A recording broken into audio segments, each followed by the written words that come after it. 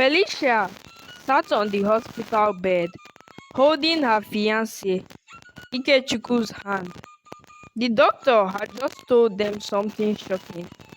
Her kidney was a perfect match for Ikechukwu's sick mother. "You're the only one who can save her," Ikechukwu said. His voice was strong, but his eyes were sharp, watching her face. Felicia looked at Ikechukwu, waiting for him to say something. He had always told her he loved her more than anything. They had been together for 8 years. Last year, their families had done their marriage introduction. Their wedding was supposed to happen soon. Ikechukwu took a deep breath and said, "My love, if you donate your kidney, my family will not have to spend all their money on hospital bills. They will use it for our wedding. Have this in mind. As long as my mother is sick, we will not get married. And if she dies, that will be the end of us. You can choose to do it or not." Felicia's heart pounded. She had spent so many nights at the hospital, taking care of his mother. She had even begged her own family to agree with her decision to save her future mother-in-law, but her family disagreed. Her mother's voice was shaking when she heard the news. "No, Felicia, you can't do this. What if something happens to you?" Her father was even angrier. "Does Ikechukwu's family think we are fools? If they really love you, they won't ask for this." But Ikechukwu's family didn't stop. His mother called Felicia. "My dear daughter, help me if you want." His uncle promised, "After this, you will become my nephew's wife and you will lack nothing in our family." Felicia's heart was torn. She loved Ikechukwu. She wanted to be his wife. She wanted to be the good daughter-in-law everyone would praise. Finally, she wiped her tears and said, "I will do it." Her mother fell to her knees, crying, "My daughter, please don't do this." But Felicia had made up her mind. The surgery was done. Felicia gave away her kidney. When she woke up, Ikechukwu was there, holding her hand and smiling. For weeks she was weak, but was happy. Soon, she and Ikechukwu would be husband and wife. But one evening, when she called Ikechukwu, he did not pick up.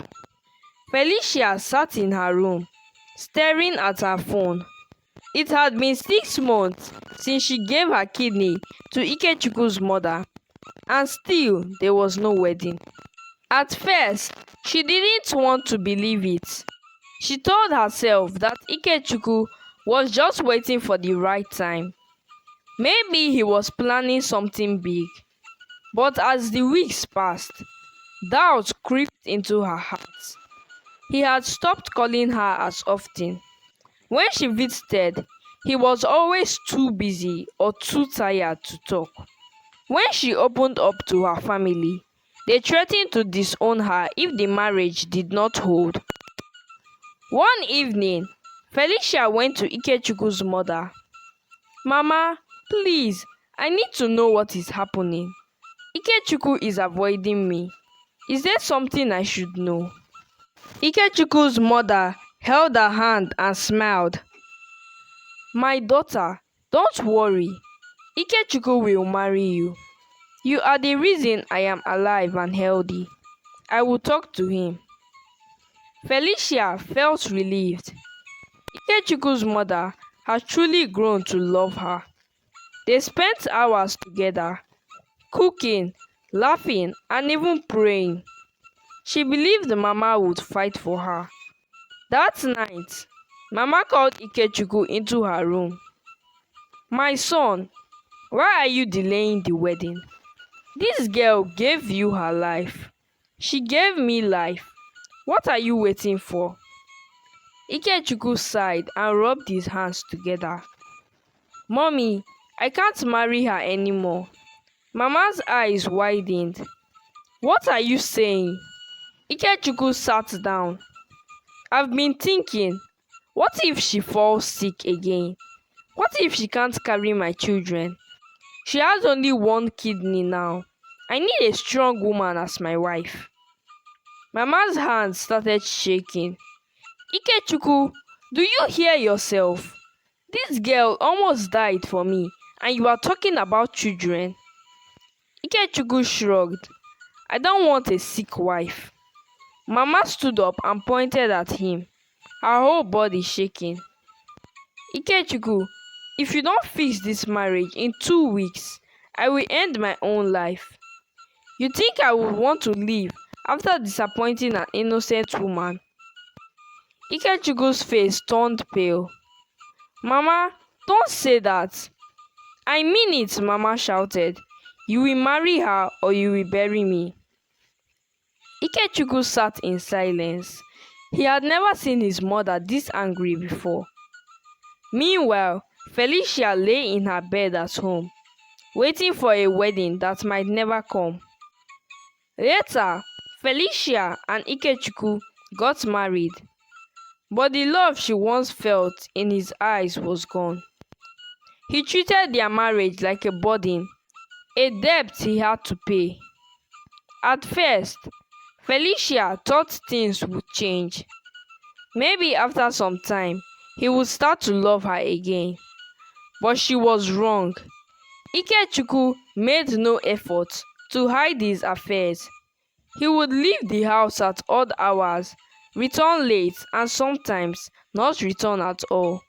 He flirted with other women in public, not caring how she felt.